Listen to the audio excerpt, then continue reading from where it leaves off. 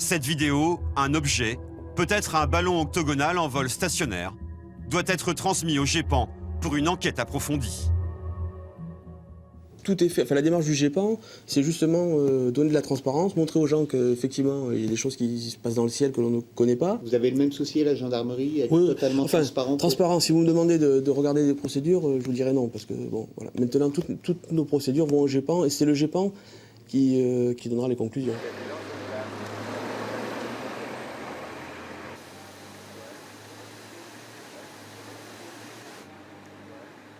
Une autre mission du GEPAN, c'est la formation.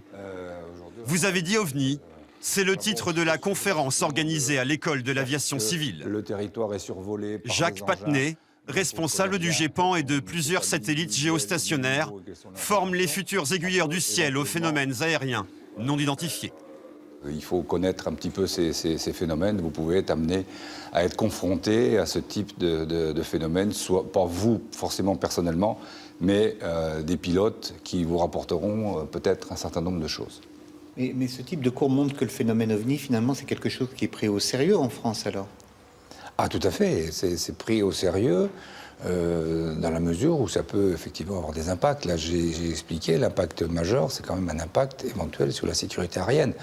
On n'a jamais eu d'accident allégué. On a quand même eu sur un vol dans les années 50 un pilote qui a été obligé de faire une manœuvre d'évitement et qui a provoqué quelques blessures au niveau des hôtesses et des passagers.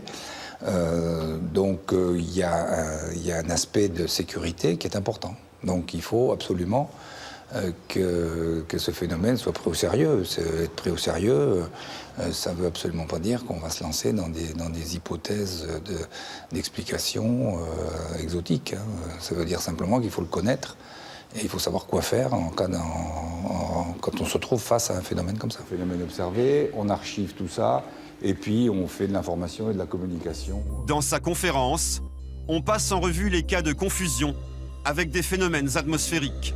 La plupart du temps, les scientifiques établissent que les ovnis ont des causes naturelles, des rentrées de satellites dans l'atmosphère, des cas de confusion avec des aurores boréales ou alors des nuages lenticulaires.